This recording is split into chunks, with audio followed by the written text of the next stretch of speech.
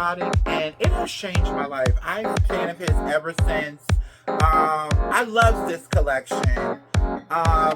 Of his most legendary supermodels and more. The four queens of the runway. Fashion, New York Fashion Week is right around the corner. Librarian tonight, and that's because I came to read a bitch. Jaja's Atelier, bitch. Welcome back, y'all, to a brand new episode of Jaja's Atelier. It's your girl. Listen, I was here not too long ago.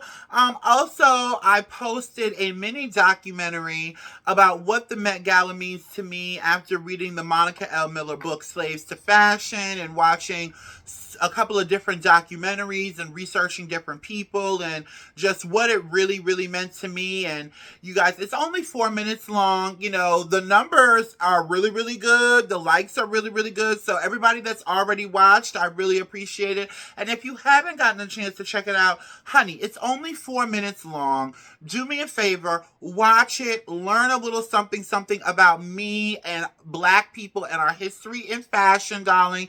And hit that like and subscribe button, bitch. Come on now. Anyway, what's been going on with me this week? Let me tell y'all something. Can we hold on? And before I start the show, I got a DM after the last couple episodes, because listen, everybody wants you, a lot of my favorite, podcasters and talk show hosts are like, just be you. Whatever you would do, just do it and present it to the world. And whoever likes it, and whoever doesn't. So I got a DM. Now, I am a smoker. Am I a heavy, heavy, heavy smoker? I used to be, but I'm working on it. Now, when I'm in the atelier, sometimes I like to open up the windows, you know what I mean? And have a cigarette, darling. Or have a couple of puffs of the reefer, darling. And so I got a DM. It's like, you're so beautiful and you come across so classy when you first started, and now you're smoking weed on the thing, you're smoking cigarettes, and I'm just like, girl, my atelier, my choice, okay? Let's have a little fun. Listen, the tariff twat is running a motherfucking muck all over the United States. We have, just everything is in disarray. Can I at least have my cigarette while I can still afford them? Jesus, we all have our vices in life. Some of us like to smoke cigarettes. Some of us like to sit on several different dicks with no protection. Hey, live and let live. La dolce vita. Ciao bella. Anyway, so, I'm gonna keep it real transparent and real with you guys as I light my cigarettes. Only my seconds of the day. By the time we're through with this episode, I might have had my fourth or my fifth. So, can we talk about work drama real quick? So, listen, it'll always be those old bitches at your job that are on the same level as you. They're not management.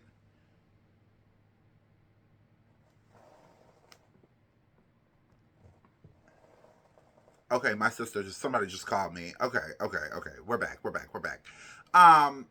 They're not the same level they're not on a level of management. Y'all both employees. And it's just like, why do those women always feel the need to have to run buckshot over everybody at the job? I've been going through a lot. I've been through a lot of that, but this week it really, really pissed me off. You know what I mean? And it's just like, girl, get out of here. Employee.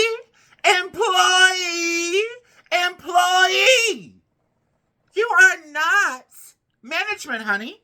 Why are you telling me what to do? And why are you over here in my section? Behind the velvet rope you go. I wonder what that stems from. And then it's like, some of their personal business, and it's just like, girl, you don't even run your household, so how you gonna come in here and run me? You know what I mean? I don't know. Anyway, so listen, let's get into the show. Now, just run the clip.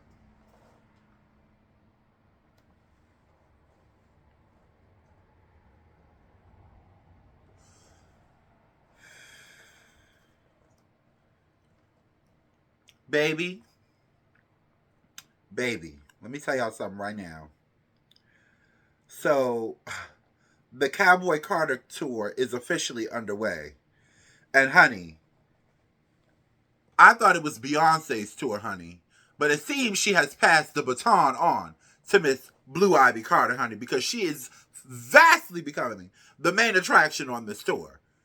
When I saw the clips from the opening of the tour for the LA show, and they said Blue Ivy had opened up performing her mother's, you know, 2010s hit Deja Vu, it was literally like Deja Vu. For all of those people that made fun of Blue Ivy, mind you, this young lady is only 13 fucking years old. And I'm going to tell you girls something. You Victoria Monets, you Tiana Taylors, you Summer Walkers, y'all Queen Najas, y'all, let me tell y'all girls something. Y'all Janae Aikos, let me tell y'all girls something. Y'all better not let this girl see the light of day of a microphone hanging from within a studio. Because if this young lady can sing, the next 20 years is on lock. The next 20 years is on lock. And I'm going to tell you why this young lady has transformed the way she has. It's because Beyonce comes from the era of artist development.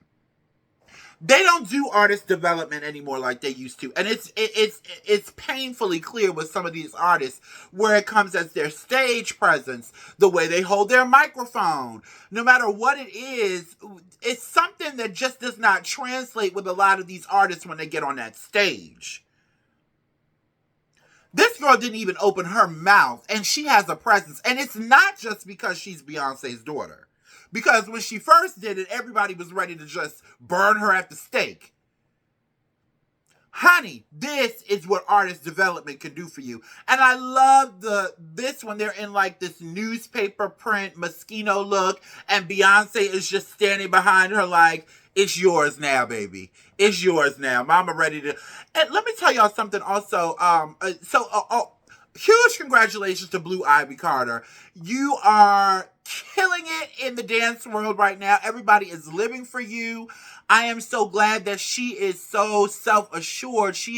It's clear that she has been given space to be able to express herself and the encouragement needed to get to that next level. Because, honey, she was on that stage working for whatever kind of coin her mother is giving her for this tour, okay? What I also want to say about this Cowboy Carter tour to the haters. Everybody was saying that the seats won't sell in. Oh, it's going to be a flop. Honey, the arena is packed. The arena has been packed. It's been packed. The arena has been packed. Mayday, Mayday, the arena has been packed. Okay? But what I also want to say about this too is it just shows how evil and how immersed people are in seeing somebody fall. Beyonce also brought her youngest daughter Rumi out on stage, and this little girl right here, this is what growing up in a healthy family looks like.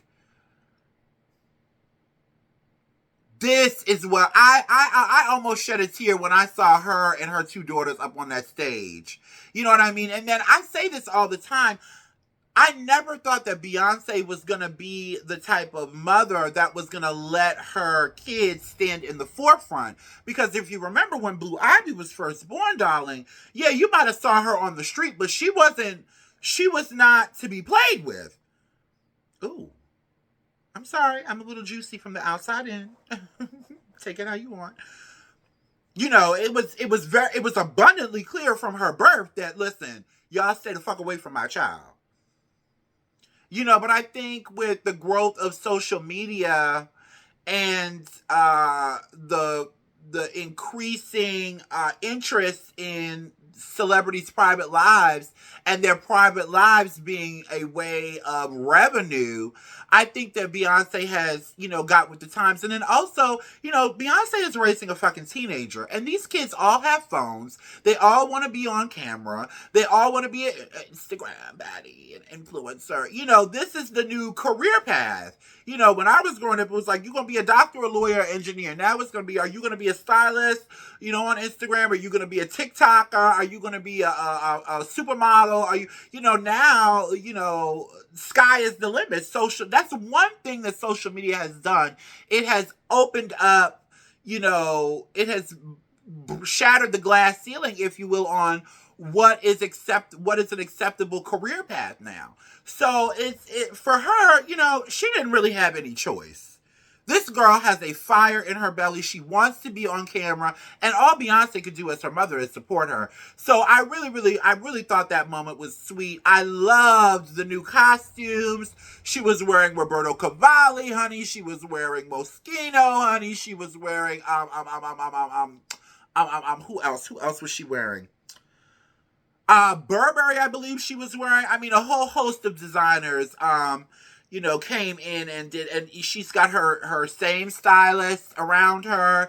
They say she performed 42 fucking songs. And some of the songs that she performed, she hadn't performed in years, like Freakum Dress and, all of that. The imagery of this that played on the screen was, Beyonce is a revolutionary.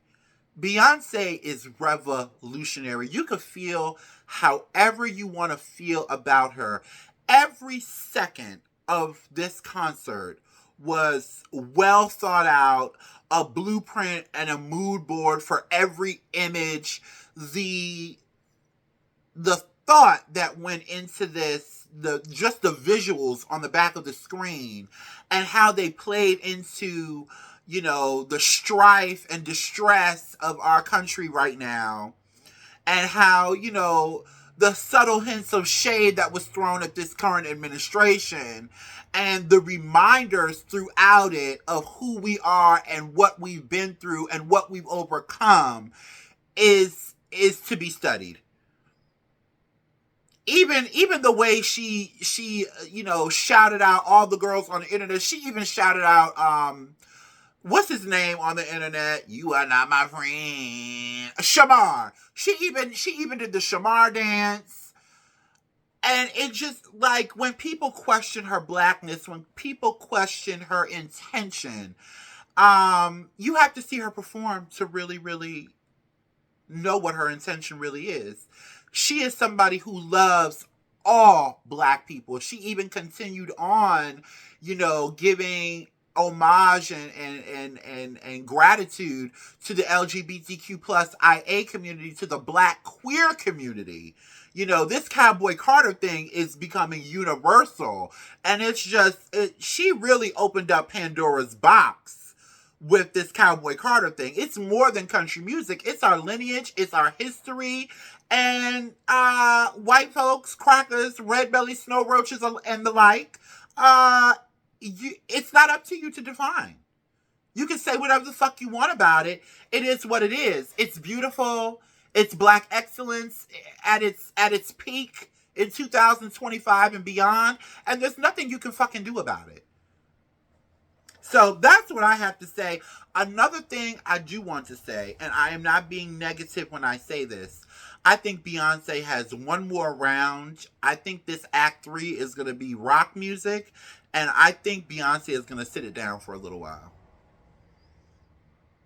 I think Beyonce, I can see it on her face, like she is living for it, but Beyonce is probably ready to take a break. I don't think she's ever going to be done with music. I pray that she's never done and she never steps all the way back. But I feel like her daughter is getting older. Her younger children are getting older. And I feel like she's about to take a huge break after this Act 3 hits. I see it on her face. Like, she's happy, but she's like, "Ooh, girl, one more tour, and I'm sitting down for a while." I can see it on her face. I could be wrong. I could be wrong. And this has nothing to do with her age. It has everything to do with what she has already contributed to the game. It's like, what more can you do? What more can you do, Beyonce? But every time we think that, she smacks us on the back of the head again and reminds us who the fuck she is. You know what I'm saying? And also, to the people that's talking about her youngest two children and if they have special needs or not, and posting stuff and making fun of it, and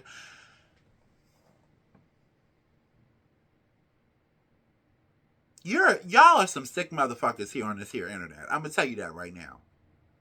And to be honest, I have a few special needs people in my family and in my personal life. And if I could be quite honest, I don't think they're the ones with the special needs. Because the majority of them are the sweetest, kindest, purest people you'll ever meet. And do I think that Rumi and Sir, might have some kind of, I don't even want to say disability or mental, or some kind of, a little bit of a setback? You it you could say that. You could say that in your head, but keep it to yourself. And if you already see it and you notice it and it's there, why do you have to keep on asking? And this is why Beyonce don't do interviews no more. This is why she's so private, because it's like somebody is giving you so much, you can't even appreciate it. You gotta nitpick anything down to her kids. Really? Grow up. And if you're concerned, you don't need to be concerned about Rumi, okay? Because let me tell you where Rumi is at. While you're wherever the fuck you are, Rumi is in a palatial palace in LA and on that tour stage with her mama and her sister.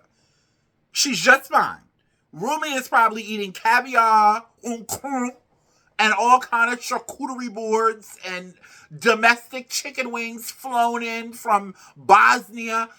Rumi is just fine, honey. Okay? In her miniature rendition of this, Alexander McQueen for Givenchy look, darling. This archival Givenchy by Alexander McQueen look, honey. So don't you worry about Rumi and Sir. They're just fine. Where are your...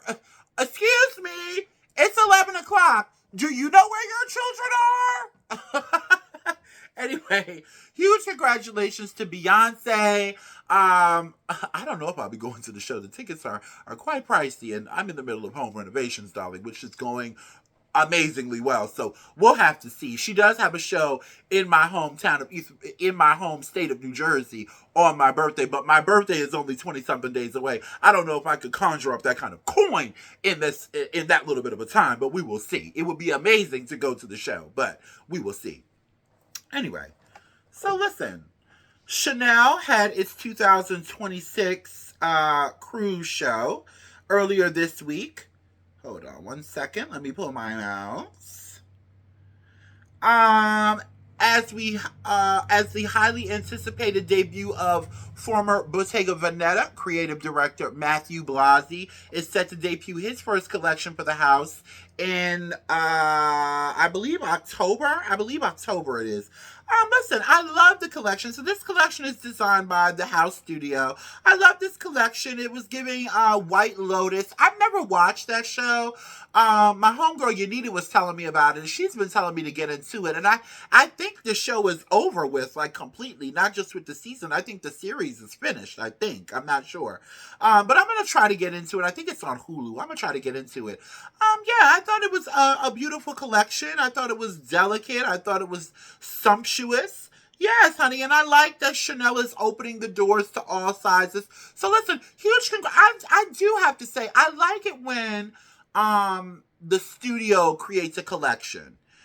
Because I feel like the members of the studio team have been there for years and years and decades, and they know the codes of the house.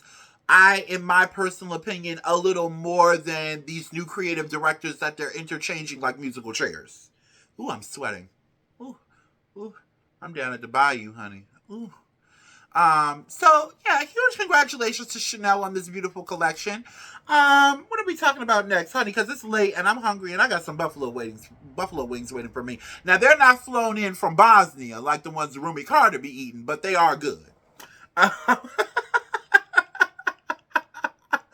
What else are we talking about? Oh, so last night in downtown New York, production company Echelon Noir presented Black Hair Reimagined, an homage to the 1940s 40s era hair shows. The event was hosted by the beautiful Tracy Ellis Ross and created collaboration with 5 hair artists, including Keeping Up With You, Vernon Francos, Malcolm Marquez, Cynthia Harvey, and Jaw Arra. And the whole thing was styled by Carlos Nazaria and my girl, Gabriella Carifa Johnson. I have been holding a cigarette in my hand for the longest. Let me go ahead and light this bitch, Because that's what I do over here in my atelier / glam room, darling. Honey, the skin is giving jewosity. Jew. Yes, honey. It's a little warm in here. So the models included Anuk Yai, Jules Smith, who is Beyonce's nephew, darling. Let me just say, I got my copy of this Vogue issue, and the picture of him and Aman Haman is my favorite. It's something about his face that really captures that Harlem Renaissance era. I think he is so beautiful. And he doesn't really look like Solange to me. He looks like Mama Tina to me. Like the male version of Mama Tina. He doesn't really look like Beyonce either. He has a real, Harlem Nights kind of look to him, and I really like it. Mind you, his daddy, I remember his daddy in the Soldier video when Solange was pregnant with him, her ex-husband. His daddy is fine, honey. I had to look his daddy up to see if he is still as fine as he was back then, and he most certainly is, honey. Ooh, honey, so he has good genes on both sides, darling. So he was in there. I thought this was a beautiful, beautiful show.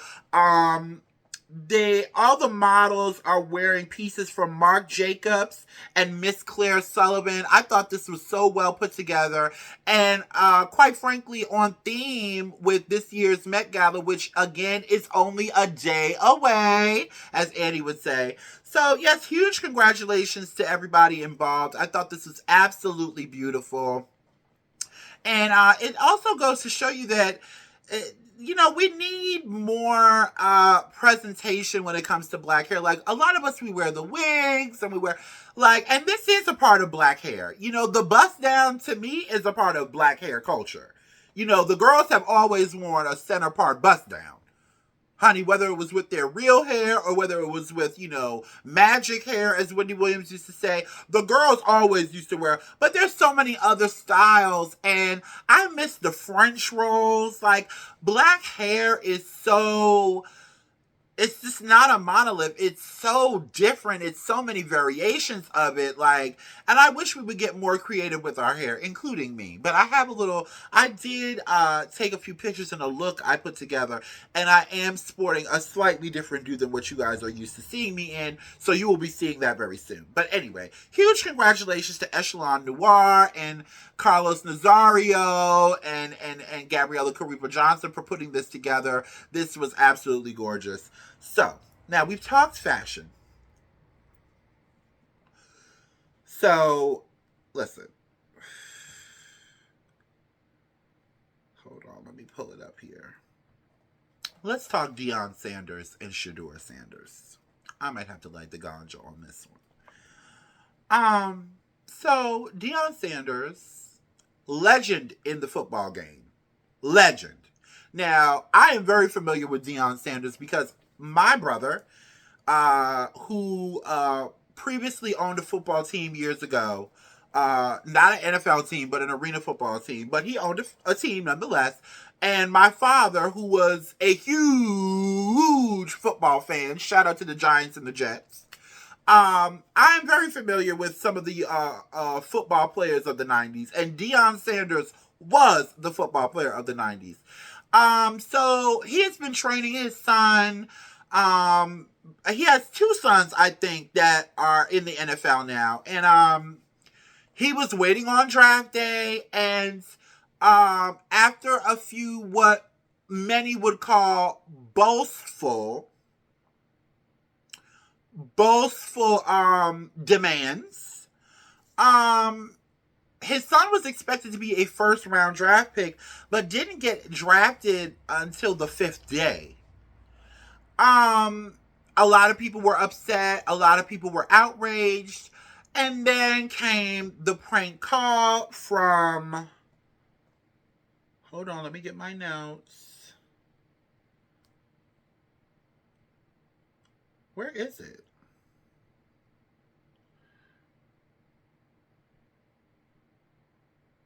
Okay, here we go. And so then came the prank call from the son of the Atlanta Falcons assistant coach, whose name is Jeff Ulbrich. His son, Jax Ulbrich, decided to prank call Shedeur Sanders and tell him, he's finally been drafted. Excuse me. Y'all know I like to show a little cleave. I'm sick.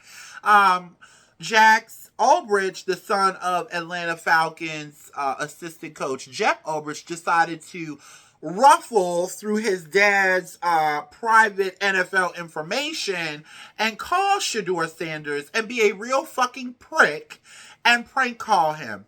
Now, before I go in on them, because listen, crackers are going to do what crackers are going to do. You know what I'm saying? And when I say crackers, I'm not talking about all white people. Crackers is kind of like the word nigger. It only applies to a certain section of those groups of people. So crackers are going to do what crackers are going to do. Right? But here's my thing with my people. And before I get into that, I just want to say, Deion Sanders, you raised an amazing young man. And like I said about Beyonce with her daughter, you can tell when a child has been raised to freely be themselves, and a child has also been raised with enough self-confidence to handle all kind of hate and criticism. I love the way this young man handled this. He didn't get on the internet and blast nobody. He thanked God even in the face of what could have been not being drafted. Okay? And so I have to send huge kudos to Deion Sanders for raising such amazing young men, and his ex-wife Pilar Sanders for raising such amazing young men. Now, with that being said, Deion, I remember you in your prime. I remember when Shedeur Sanders was born, okay? I remember you in your prime. And listen, you have every right. When it came to Deion Sanders on that motherfucking football field, he had every right to give everybody his motherfucking ass to kiss. But let's be real here. How many times is y'all black folks gonna let the NFL punk y'all before y'all decide to segregate and get y'all own league together?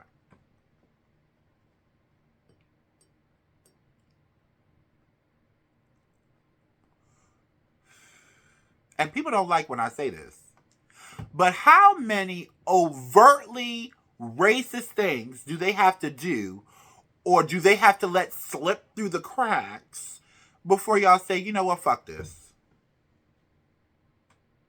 And listen, that's a hard thing when you love something. That's a hard thing because we were not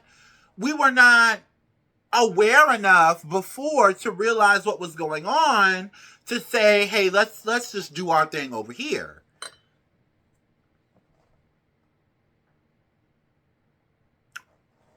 All y'all black folks sat up here and said, we not fuck the NFL. We not having shit to do with the NFL till they do right by Colin Kaepernick. Colin Kaepernick still does not have a job. And that Kendrick Lamar Super Bowl show was great. But they're still trying to little boy y'all. They are still trying to put you in your place. How many times do they have to show you that you're not really wanted over here? We make our money off of you, but other than that, shut the fuck up, nigger. That's what they've been telling you.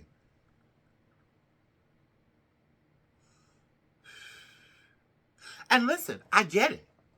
It's hard to step away from something you love. It's hard to step away from something you love and the establishment that surrounds it. I say this when it comes to fashion.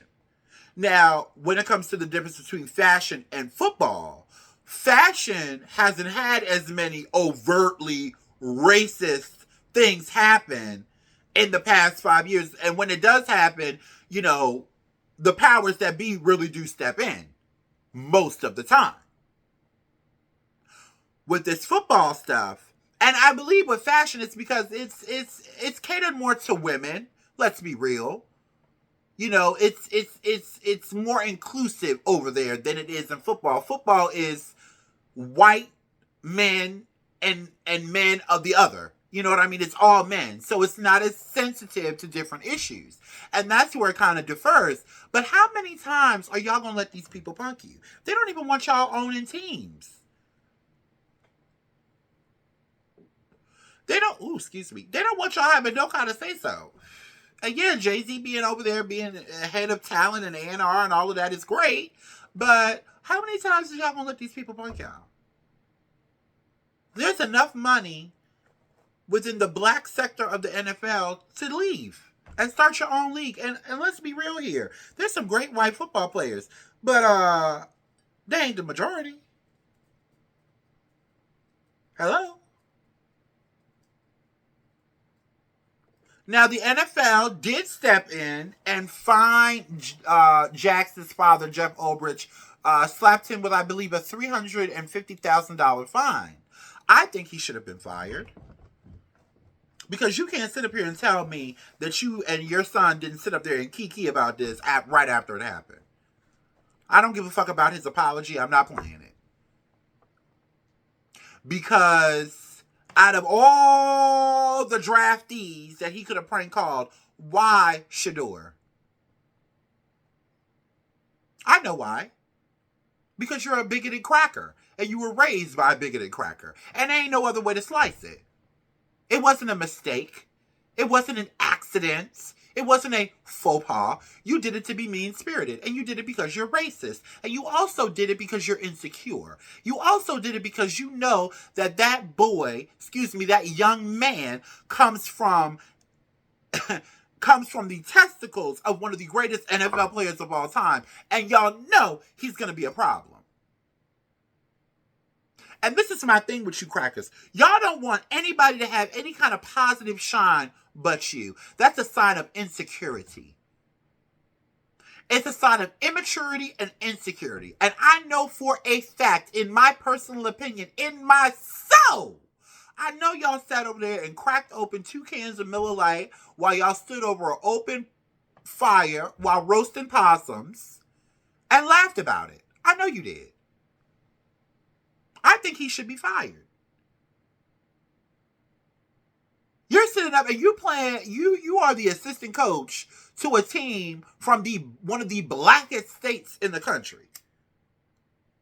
And that's what you decide to do? That's what your son decided to do? How nasty of you. You should be fired.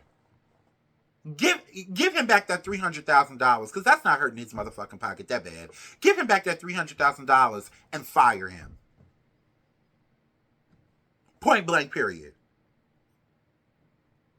Because if the shoe was on the other foot, oh, honey. Because y'all know y'all crackers love to play victim. Y'all are the strongest. Y'all are the best. White power. But somehow your feelings y'all are the most sensitive. Give me a fucking break. The meanest and the most sensitive. You cannot be that obsolete. You cannot be that sensitive and be that mean. It's no way. You deserve to get your ass whooped, in my personal opinion. And you deserve to lose your job. Anyway. The young man ended up getting drafted. I don't know for what team. but he did get drafted. And, listen, it was brought to my attention. I was having a conversation about this with one of my homeboys, and he was saying, listen, a lot of the greats didn't get drafted first round. And I also look at it from another side too. Like we just saw, LeBron James' son. He was having a little bit of a rough time adjusting when he first got on the Lakers, So maybe a lot of them were a lot of the teams outside of the prank call and the meanness. Because let me be frank, before I go into playing devil's advocate, I do think a lot of the other team owners and coaches had something to do with it too. I do believe they enjoyed it as well.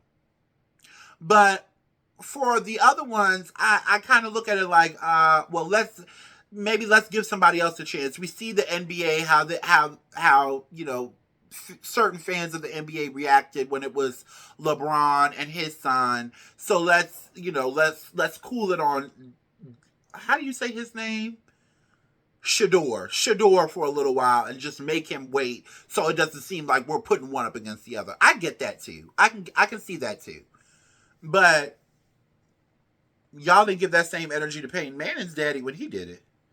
Oh, y'all didn't think I knew about that, did you? I told y'all I come from a football family, honey. Okay? Anyway. So, I don't even need no notes for this, honey. I don't need no notes for this. So, listen.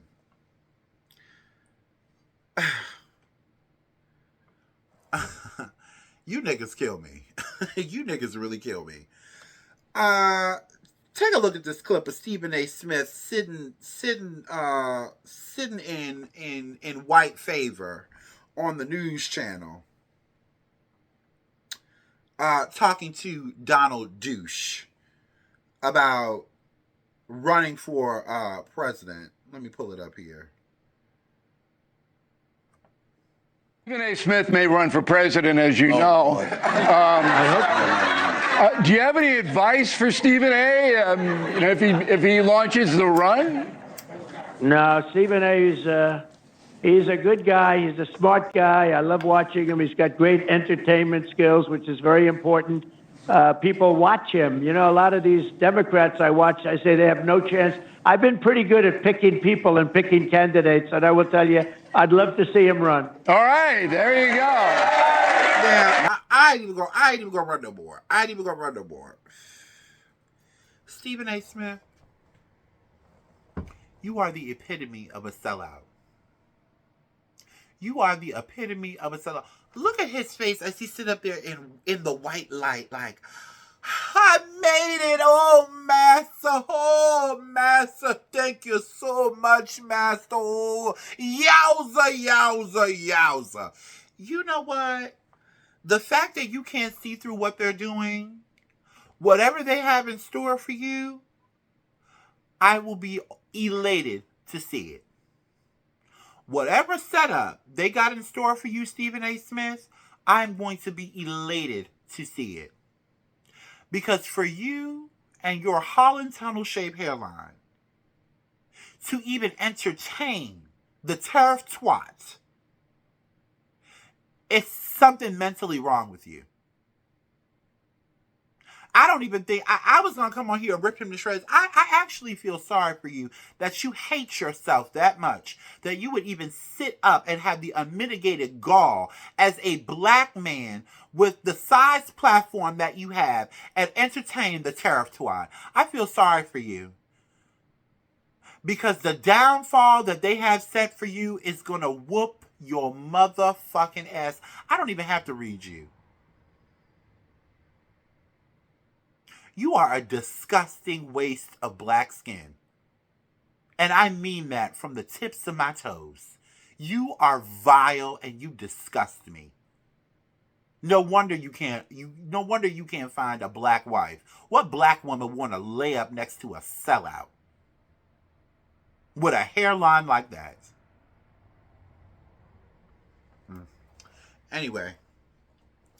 So, listen, we have come to the end of our show, but before I close, I want to send hold on, let me pull it up here. before I close, oh girl, I got all my notes mixed up today. Y'all gonna have to forgive me. I kind of threw this show together at the last minute. I wanted to give y'all a little something before the Met Gala. Okay, here we go. I want to send a huge shout out to the people of Africa who are taking a stand against white imperialism after the 37-year-old head of state, I'm going to butcher this name. I'm going to try to get it right. The 37-year-old head of Burkina State, Ibrahim Traoré, is leading the charge in making countries in Africa independent of Europe. We have seen other African leaders try to do this before, and they have been mysteriously unalived by, I won't say it here on YouTube, but you can follow my eyes. To see Africa stand up in this way, and Africans all across Europe as well. I mean, take a look at this. Look at how these people are hitting the streets. One thing that Donald Trump has, even though he has invoked hate and violence, the other thing that he has invoked is unity, and finally us as a community standing up for what's ours. Ibrahim said, y'all not going to come over here and take my bauxite. Y'all not going to come over here and take my gold. Y'all not going to come over here and take my oil. Y'all not going to come over here and take my diamonds and think you're not going to give me my just due. He has made education free for all, free food for the youth that go to school. He is doing so many things. Now, my only thing with this is, are we going to be liberating all black people? Are we going to give equal rights to all black people? And y'all know where I'm going with this. Because, there are certain countries in Africa who make it illegal to be queer and trans. And I don't think we can sit up here and call for the liberation of all black people and leave us out. I'm not sure about his stance on that, and I'm not going to assume. I'm going to hope that his stance on this is aligns with mine, because I would love to see that. I would love to see that. But before we can even tackle that, and I think this is something that I want queer people to understand, because I've been seeing a lot of queer people go up against other queer people who are keeping it real. Before we can even tackle the queer issue within the black community, we got to separate and rebuild ourselves first. But within that rebuilding of ourselves, I just don't want to see a divide within the house. So, I'm loving this. I'm hopeful about this. And goddamn it, y'all got me ready to move to Africa, okay? And I know that's a little ignorant, but that's my love. That's my love sound to Africa right now. I'm high. Anyway, y'all, I will see you all Monday. I will be going live for this year's Met Gala, which they have fucked up, and I'll let the people at the Met Gala party tell you. I want to say one thing. Hey! Fucked up and make the Met Ball black. I will see y'all Monday for this year's Met Gala themed tailoring black style. Love you and ciao.